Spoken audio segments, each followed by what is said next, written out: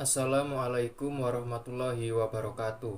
Perkenalkan, nama saya Muhammad Rizky Pratama dengan NIM 2305007240222 dari kelas S1 Teknik Sipil 2023A. Izinkan saya untuk memenuhi ujian tengah semester mata kuliah Pendidikan Pancasila dengan dosen pengampu Bapak Hendrik Pandupaksi, SPD, MPD. Soal nomor 1. Jelaskan makna Pancasila sebagai pandangan hidup bangsa Indonesia dan beri contoh implementasinya. Jawaban: Pancasila sebagai pandangan hidup bangsa berarti nilai-nilai Pancasila, yakni ketuhanan, kemanusiaan, persatuan, kerakyatan, dan keadilan diyakini kebenarannya oleh bangsa Indonesia dan kemudian dijadikan sebagai pedoman bagi perilaku setiap warga Indonesia. Contoh implementasi nilai-nilai Pancasila. Sila pertama, ketuhanan yang Maha Esa. Contoh nomor 1, memberi kebebasan dan tidak memaksakan suatu agama dan kepercayaan terhadap Tuhan yang Maha Esa kepada orang lain. Contoh nomor 2, hidup dengan kerukunan dan kedamaian antar umat beragama. Sila kedua, kemanusiaan yang adil dan beradab. Contoh nomor 1, mengakui persamaan derajat, persamaan hak, dan kewajiban asasi setiap manusia tanpa membeda-bedakan suku, keturunan, agama, kepercayaan, jenis kelamin, kedudukan sosial, warna kulit, dan sebagainya. Contoh nomor 2, saling mencintai sesama manusia. Sila ketiga, persatuan Indonesia. Contoh nomor 1, menempatkan persatuan, kesatuan, serta kepentingan dan keselamatan bangsa dan negara sebagai kepentingan bersama di atas kepentingan pribadi dan golongan. Contoh nomor 2, mengembangkan rasa cinta kepada tanah air dan bangsa. Sila keempat, kerakyatan yang dipimpin oleh hikmat, kebijaksanaan dalam permusyawaratan perwakilan. Contoh nomor 1, tidak memaksakan kehendak atau pendapat kepada orang lain. Contoh nomor 2, mengutamakan musyawarah dalam mengambil keputusan untuk kepentingan bersama. Sila kelima, keadilan sosial bagi seluruh rakyat Indonesia. Contoh nomor 1, bersikap adil terhadap sesama makhluk hidup ciptaan Tuhan. Contoh nomor 2, menghormati hak orang lain. Soal nomor 2, sejarah mencatat bahwa Belanda menguasai Indonesia kurang lebih 3,5 abad. Sebenarnya, sudah banyak perjuangan yang dilakukan bangsa Indonesia untuk mengusir penjajah dari bumi Nusantara. Namun perjuangan tersebut tidak berhasil. Coba jelaskan apa yang menyebabkan perjuangan bangsa Indonesia tersebut tidak berhasil. Jawaban: ada berbagai faktor yang menjadi penyebab gagalnya perjuangan rakyat Indonesia dalam upaya mengusir penjajah Belanda dari negeri ini. Faktor-faktor tersebut antara lain adalah sebagai berikut. Faktor pertama, perjuangan yang masih bersifat kedaerahan.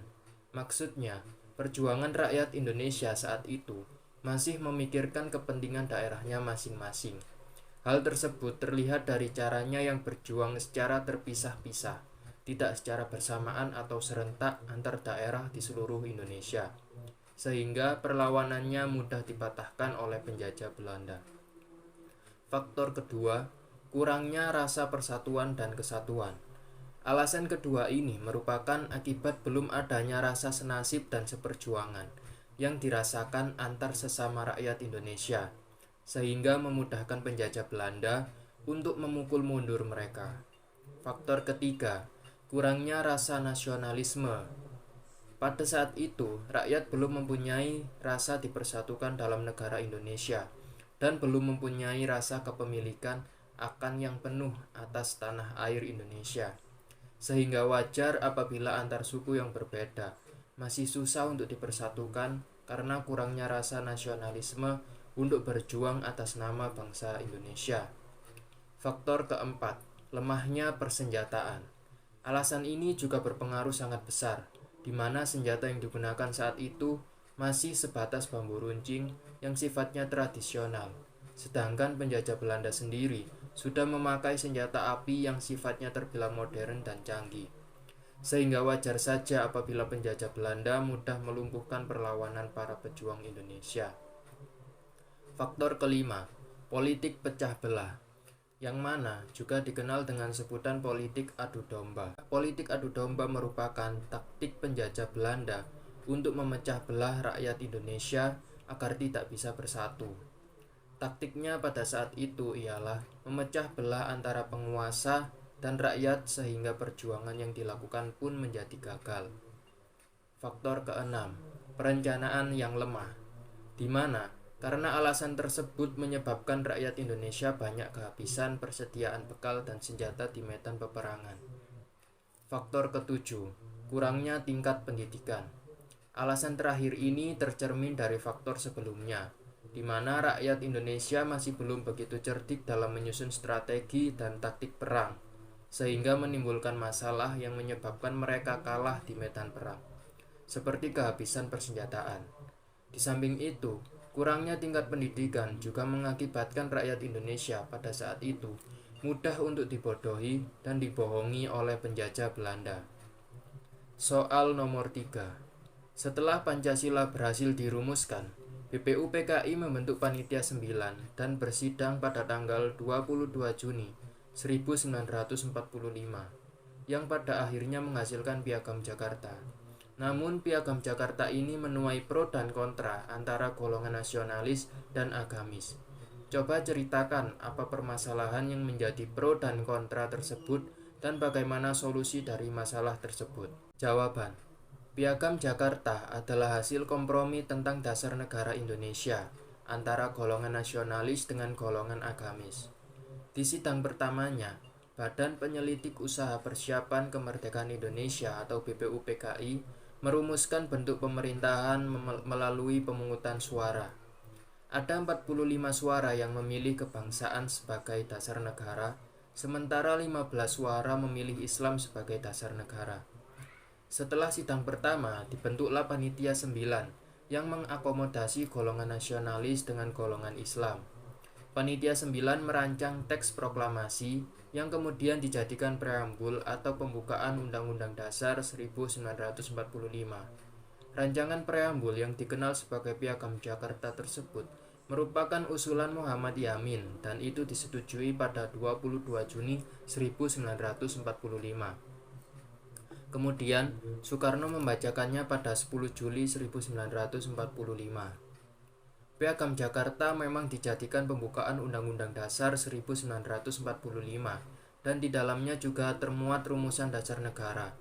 Namun, ada 7 kata yang menjadi sila pertama pada rumusan dasar negara di dalam Piagam Jakarta tersebut yang menuai kritik dari berbagai pihak karena dipandang memihak salah satu golongan. 7 kata yang dihapus tersebut berbunyi, ketuhanan dengan kewajiban menjalankan syariat Islam bagi pemeluk-pemeluknya. Penghapusan 7 kata itu terjadi setelah proklamasi kemerdekaan, tepatnya pada sore hari tanggal 17 Agustus 1945. Muhammad Hatta didatangi oleh Maeda, seorang perwira Angkatan Laut Jepang yang menyampaikan keberatan para tokoh Indonesia bagian timur atas pemakaian kata-kata tersebut, sebab berarti rumusan itu tidak berlaku bagi pemeluk agama lain. Pasalnya, rakyat Indonesia tidak hanya berasal dari kalangan Muslim saja.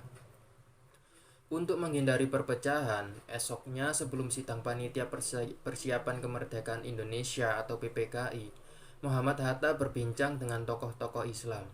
Mereka setuju untuk menghilangkan kata-kata tersebut dan menggantinya dengan kata yang Maha Esa, dengan rumusannya menjadi ketuhanan yang Maha Esa.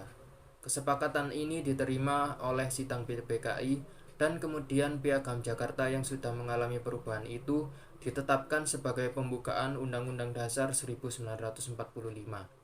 Dengan demikian, rumusan dasar negara yang juga termuat di dalam pembukaan Undang-Undang Dasar 1945 tersebut menjadi dasar negara tetap bangsa Indonesia hingga saat ini.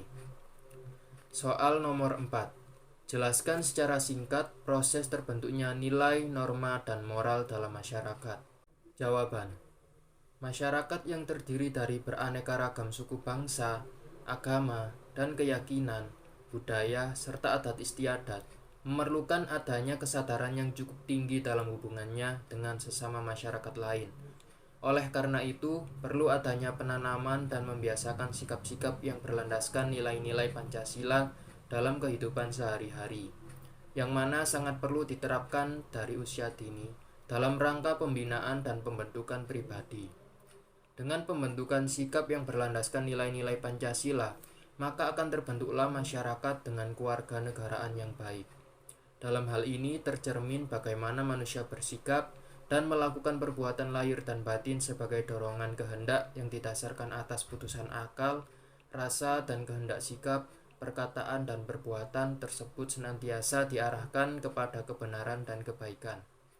Pada diri manusia harus selalu ada kemampuan untuk menyelenggarakan kerjasama akal, rasa, dan kehendak itu dalam hubungan kesatuan yang disebut moralitas. Karena bagaimanapun kecerdasan yang tinggi tanpa dibarengi moralitas yang baik mungkin akan berbahaya bagi diri sendiri dan masyarakat lain.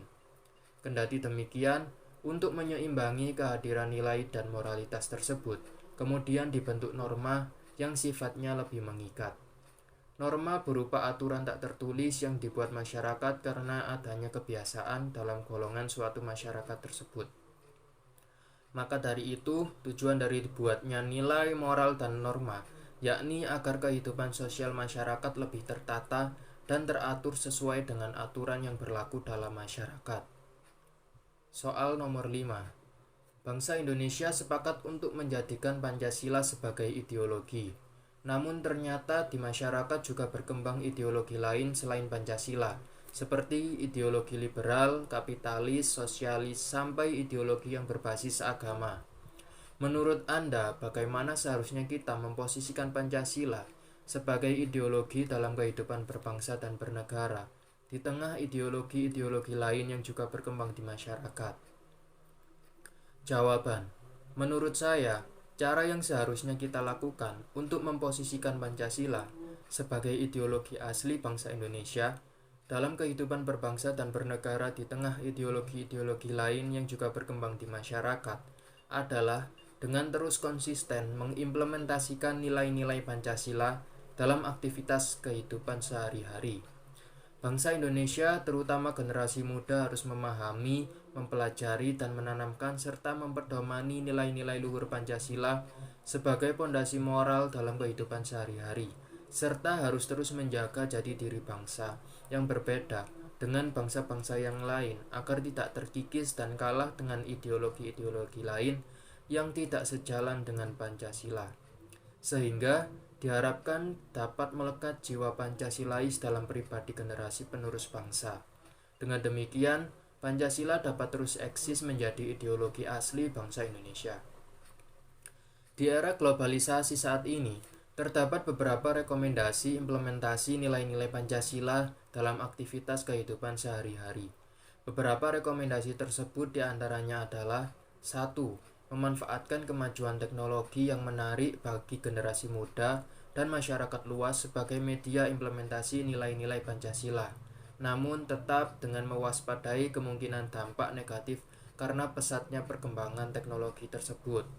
2. Membumikan nilai-nilai Pancasila melalui pendidikan dan atau pembelajaran berkesinambungan yang berkelanjutan di semua lini dan wilayah.